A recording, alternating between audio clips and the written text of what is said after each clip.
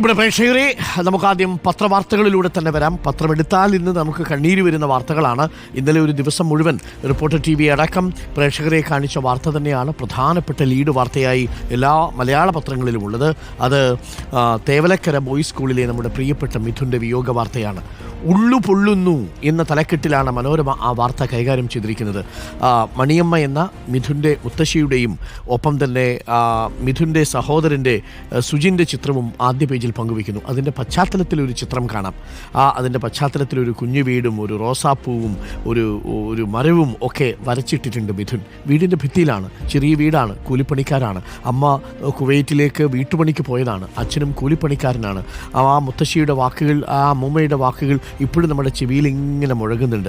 വർണ്ണങ്ങൾ മങ്ങി എന്ന അടിക്കുറിപ്പോടു കൂടിയാണ് ആ ചിത്രം കൊടുത്തിരിക്കുന്നത്. അധികൃതരുടെ അനാസ്ഥയ്ക്ക് ബലിയാടായി 13-കാരൻ. ദുരന്തം കൊല്ലം തേവലക്കരയിൽ. സ്കൂൾ ഷെഡിന് മുകളിൽ നിൽക്കെ കാലു തന്നെ പിടിച്ചത് വൈദ്യുതി ലൈനിലാണ്. ആ ചിത്രങ്ങൾ കൂടി കൊടുക്കുന്നത്. ഇന്നലെ രാവിലെ 9:14 കൂടിയായിരുന്നു ഈ സംഭവം നടന്നത്. KSEBയുടെ വീഴ്ച സമ്മതിച്ച് മന്ത്രി കൃഷ്ണൻകുട്ടി. സ്കൂൾ അധികൃതരെ കുറ്റപ്പെടുത്തി മന്ത്രി ശിവൻകുട്ടി.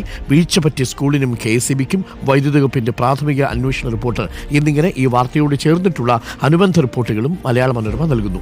മാതൃഭൂമിയിലേക്ക് എത്തിയാൽ ഷോക്കിംഗ് എന്ന തലക്കെട്ടോടു കൂടിയാണ് ഈ വാർത്ത കൈകാര്യം ചെയ്യുന്നത്. സ്കൂൾ കെട്ടിടത്തോട് ചേർന്നുള്ള വൈദ്യുത കമ്പിയിൽ തട്ടി ഷോക്കേറ്റ് 8ാം ക്ലാസ്സുകാരൻ മരിച്ചു.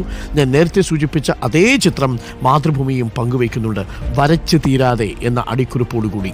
അതേസമയം എങ്ങനെയാണ് ഈ അപകടം നടന്നത് എന്നതിൻ്റെ ഒരു ഗ്രാഫിക് ഡിസ്പ്ലേ കൂടി കൊടുക്കുന്നു. ഷീറ്റിലേക്ക് ഇറങ്ങുന്നു. അതിനുശേഷം ചെരുപ്പിനടുത്തേക്ക് പോകുന്നു. കാല് വഴുതുമ്പോൾ ആ കമ്പിയിൽ പിടിക്കുന്നു. ഷോക്കേറ്റ് വഴുതി വീഴുന്നു. ഇങ്ങനെയാണ് ആ സംഭവം നടന്നതും പത്രം കൊടുക്കുന്നു. മാതൃഭൂമിയിൽ മറ്റു ചില വളരെ പ്രധാനപ്പെട്ട വാർത്തകൾ കൂടി കൊടുക്കുന്നുണ്ട്. റേഷൻ വിതരണത്തിനും തൊഴിലുറപ്പിനും മുഖം തിരിച്ചറിയൽ സംവിധാനം. വിശദീകരണം ചോദിച്ചു PSC എന്നുള്ളതാണ്. തൊഴിലുറപ്പ് പദ്ധതികളുടെ നടത്തിപ്പിനും റേഷൻ വിതരണത്തിനും ഉൾപ്പെടെ മുഖം തിരിച്ചറിയൽ സംവിധാനം നടപ്പാക്കുമെന്ന് UIDA പടിയായി എല്ലാ സേവനങ്ങളിലും മുഖം തിരിച്ചറിയൽപ്പെടുത്തുകയാണ് ഉദ്ദേശം എന്നുകൂടി പത്രം കൊടുക്കുന്നു.